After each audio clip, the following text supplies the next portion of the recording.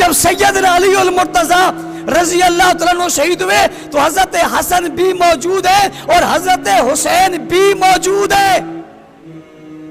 بات سمجھنے کی کوشش کرنا، میں بات سمجھانے کی کوشش کر رہا ہوں کہ یہ اصل میں ہے کیا، یہ ثابت کس سے ہے، یہ سلسلہ کہاں سے شروع ہوا، اس کا آغاز کیا ہے.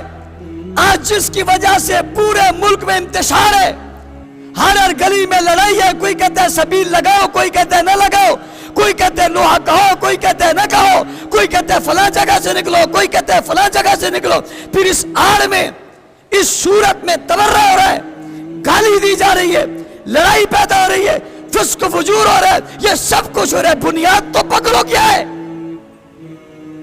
سب باتیں بعد میں، پہلے دیکھو یہ ہے کیا. حضرت علی المرتضیٰ شیر خدا رضی اللہ تعالیٰ عنہ جیسی شخصیت شہید ہو گئی، اور آپ کی شہادت کے بعد حضرت حسن بھی زندہ ہیں اور حضرت حسین بھی زندہ ہیں، اور جنازہ حضرت حسن رضی اللہ تعالیٰ عنہ نے پڑھایا. پوچھنا چاہتا ہوں، میرا سوال ہے، تشیع جوانوں سے سوال ہے، بڑوں سے نہیں، بڑے اہل نہیں ہیں. سوال یہ کہ شہادت علی المرتضیٰ کے بعد دوسرا رمضان جب آیا، 21 رمضان کا دن آیا، تو حضرت حسن نے کیا اور حضرت حسین نے کیا، جو انہوں نے کیا وہی دین ہے. بتا دو. روڈ پہ نکلے، چوک پہ نکلے، بازار میں آئے، غم کا اظہار کیا، ماتم کیا، نوحہ پڑھا، قصیدہ پڑھا، کیا کچھ تو کیا ہوگا جو تاریخ نے اپنے سینے میں محفوظ کیا ہوگا. کھولو تاریخ کا سینہ، کھولو، لکھا ہوا پڑھ کر سناؤ کیا تھا. حضرت علی کو تو سب ماننے والے ہیں، حسن حسین کو بھی سب ماننے والے ہیں، تم بھی مان لو، ہم بھی مان لیتے ہیں، چلیں بات کریں. کیا تھا؟ پھر حضرت حسن دنیا سے رخصت ہوئے، حضرت حسین زندہ تھے، کیا تھا؟ پھر حضرت حسین رضی اللہ تعالیٰ دنیا سے رخصت ہوئے اور اپنے قافلے سمیت، اپنے خاندان سمیت کٹ گئے، ذبح ہو گئے، قربان ہو گئے، مگر ڈٹے رہے. ان کے بعد بھی ان کے خاندان میں کوئی تھا یا نہیں تھا؟ ان کا سلسلہ چلا یا رک گیا تھا؟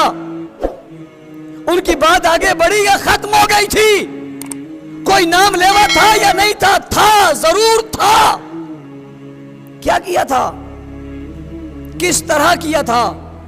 دوسرا محرم آیا، تیسرا محرم آیا، چوتھا محرم آیا، 40 محرم گزر گئے، 61 سال سے 100 سال ہو گئے. ایک محرم، 40 محرم گزرے، پھر 100 محرم گزر گئے، پھر 100 محرم گزر گئے. ان کے قریبی لوگ موجود ہیں، ان کے خاندان کے لوگ موجود ہیں، ان کے گھرانے کے لوگ موجود ہیں، ان کے چاہنے والے موجود ہیں، حقیقی محبت کرنے والے موجود ہیں. کیا تھا؟ کیا محرم گزرا نہیں تھا؟ کیا یہ واقعہ ہوا نہیں تھا؟ اس دوسرے محرم میں تو وہ لوگ بھی تھے جنہوں نے اپنی آنکھوں سے محرم کے ان 10 تاریخ کو دیکھا تھا. وہ بھی موجود تھے جنہوں نے ان کی اس وقت کی کیفیت کو محسوس کیا تھا. وہ بھی موجود تھے جو خود جنگ میں شریک تھے. کیوں نہیں کیا ایسا؟ تو ایک جواب دیں گے، حکومت ان کے حق میں نہیں تھی. تو کیا اہل بیت حکومت سے ڈرتے ہیں؟ تم نہیں ڈرتے؟ تم کہتے ہو ہم یوں کر دیں گے اور ہم یوں کر دیں گے، ہم یہ نہیں مانیں گے، تم نہیں مانتے. کیا تم بہادر ہو؟ وہ بہادر نہیں تھے. بات سمجھنے کی کوشش کرو یارو. کیا وہ بہادر نہیں تھے؟ کیا وہ قوی نہیں تھے؟ وہ مومن نہیں تھے؟ ان کے اندر تقوی نہیں تھا؟ کیا چیز نہیں تھی جو تم میں ہے اور ان میں نہیں ہے؟ بتاؤ. بڑوں سے پوچھ کر ذرا بتاؤ کہ تم میں ایسی کون سی چیز آ گئی جو ان میں نہیں تھے؟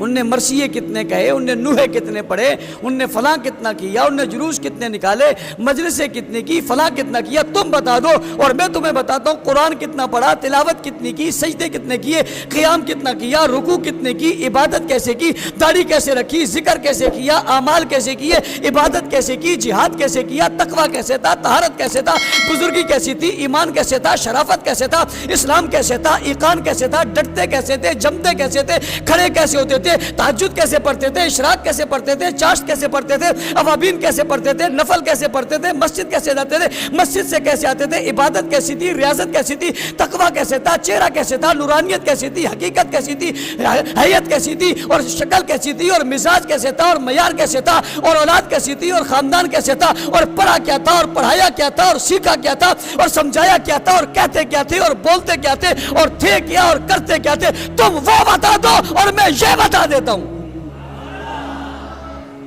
چلیں اس پر آ جائیں, ان کی زندگی تم بھی کھولو, ان کی زندگی ہم بھی کھول دیں. تم بھی بتاؤ ان نے کیا کیا, ہم بھی بتاتے ہیں کیا کیا. تم وہ بتا دو, ہم یہ بتا دیتے ہیں. تم ان سے اپنا کلمہ بتا دو, ہم ان سے اپنا کلمہ بتا دیتے ہیں.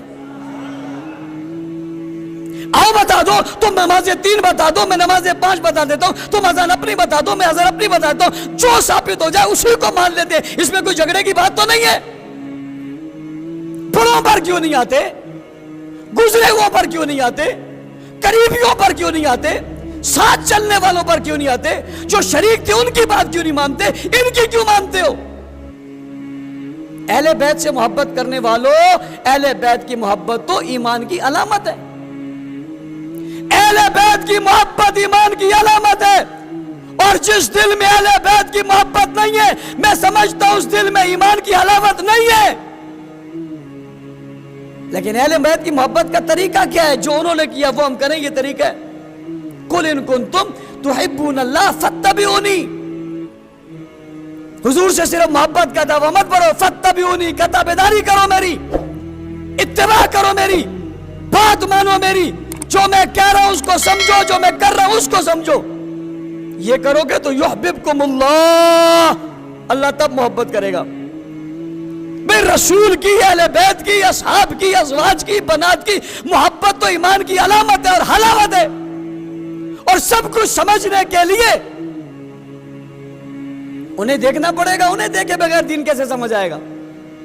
رسول اکرم صلی اللہ علیہ وسلم نے جو دین دیا وہ کن لوگوں کو دیا, وہ کون تھے بھائی؟ جو تھے انہی سے سمجھنا پڑے گا, کسی اور سے سمجھنا پڑے گا. جس نے دین لایا اور جس کو دیا, لانے والے نے کیا کیا اور لینے والے نے کیا کیا, شہید ہونے والے نے کیا کیا, شہید کے ساتھی نے کیا کیا, بابا کیا کر رہے اور بچہ کیا کر رہے, نانا کیا کر رہے اور نواسا کیا کر رہے, یہ سمجھنا پڑے گا یا نہیں بھئی؟ یہی تو سمجھنا پڑے گا. نانا نے کیا کہا اور نواسا نے کیا کہا.